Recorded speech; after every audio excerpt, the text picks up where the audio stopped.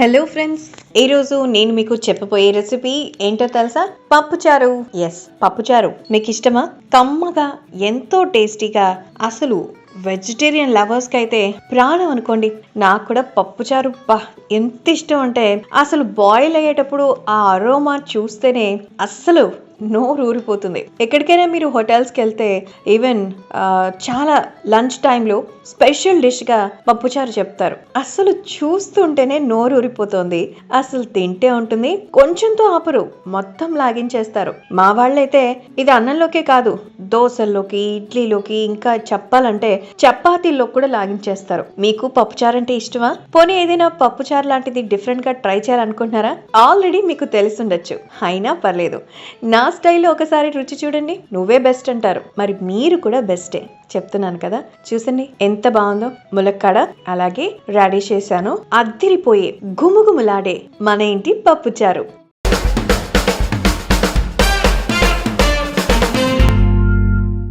కందిపప్పు 1 కప్ తీసుకున్నాను. అలాగే దీనికి 3 కప్పులు నీళ్లు పోసుకోవాలి. నీళ్ళు ఎందుకు అంత తీసుకున్నానంటే మనకి పప్పుచారులో పప్పు కనిపించకూడదు, బాగా సాఫ్ట్గా ఉండాలి, అందుకే నీళ్ళు ఎక్కువ పోసుకోవడం జరిగింది. అండ్ టొమాటోలు 1 కప్పు, పచ్చిమిర్చి 1 కప్పు, సాల్ట్ 1 టేబుల్ స్పూను, పసుపు 1 table spoon, oil 1 table spoon. Oil ఎందుకు వేసామంటే ఇది ఒక టిప్. ఆయిల్ వేయడానికి కారణం మనకి అడుగు మాడకుండా ఉంటుంది. సో వేసాక కలుపుకొని మూత పెట్టి ప్రెషర్ పెట్టాలి. దాదాపు 4 to 5 విజిల్స్ వేసేసుకోవాలి. 5 విజిల్స్ అయిన తర్వాత ప్రెషర్ రిలీజ్ అయిందా చూసుకుని జాగ్రత్తగా రిమూవ్ చేసుకోండి.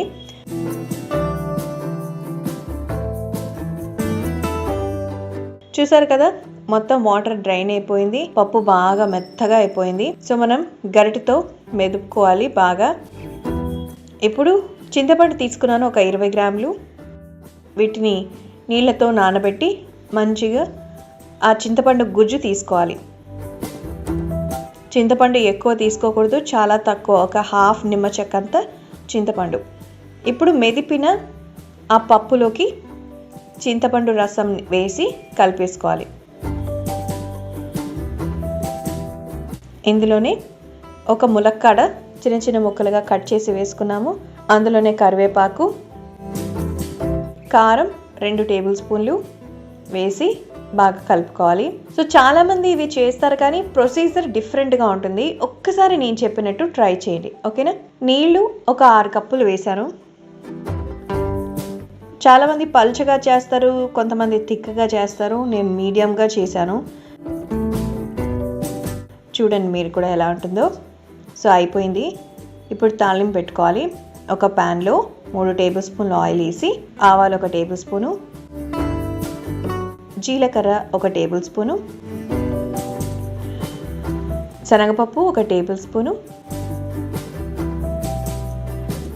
దంచిన వెల్లుల్లిపాయ ముక్కలు 6 వేసేసుకొని కొద్దిగా అంటే 2 చిటికెళ్ళు మెంతులు వేసుకోవాలి. అలాగే కొద్దిగా కరివేపాకు వేసి వేపుకోవాలి. తాలింపుని మాడకుండా జాగ్రత్తగా చూసుకోండి. ఇప్పుడు ఇందులో ఎండుమిరపకాయలు 3 వేసి కలుపుకోవాలి. సో ఎండుమిరపకాయలు కూడా తాలింపులో వేయడం వల్ల ఒక మంచి అరోమా వస్తుంది, చాలా చాలా బాగుంటుంది. ఉల్లిపాయలు 1 సన్నగా తరిగినవి, అలాగే ముల్లంగి వేసా నేను.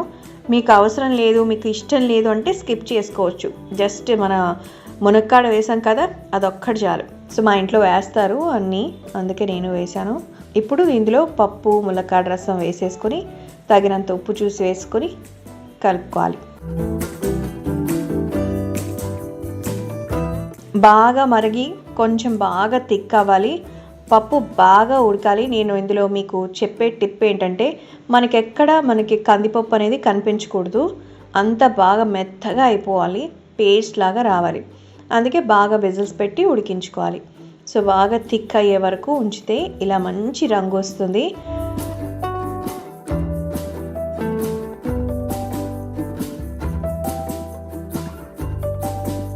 చివరిగా కొత్తిమీర కాస్త చల్లుకొని దించేసుకోవడమే. మనకి పప్పుచారు రెడీ అయిపోయింది. తమిళనాడు స్టైల్లో అంటే సాంబార్ అంటారు. సో వాళ్ళు సాంబార్ ఎంత టేస్టీగా ఉంటుందో, వాళ్ళకి ఎంత ఇష్టమో చెప్పనవసరం లేదు. దాదాపు ఒక 2 ఇడ్లీలకి ఈ సైజ్ సాంబార్ తాగుతారు. And I to like it. అందుకోసమే మీకు కూడా చెప్పాను, అద్దిరిపోతుంది ఈ పప్పుచారు.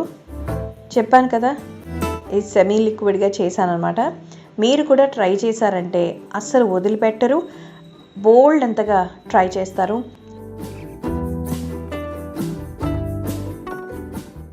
గుమగుమలాడే పప్పుచారు వండేసేయండి అండ్ ఎలా ఉందో చెప్పండి. అన్నట్టు చాలామంది ఈ రెసిపీ చేయండి అంటూ కొన్ని రిక్వెస్ట్లు పెడుతున్నారు. అండ్ మీకు ఏ రెసిపీ కావాలో మీరు కామెంట్ బాక్స్లో మీరు కమెంట్ చేయండి. తప్పకుండా నేను ఆ రిక్వెస్ట్ని యాక్సెప్ట్ చేసి మీకోసం మీరు అడిగిన రెసిపీని నేను ట్రై చేసి చెప్తాను. ఓకేనా? See you on next video.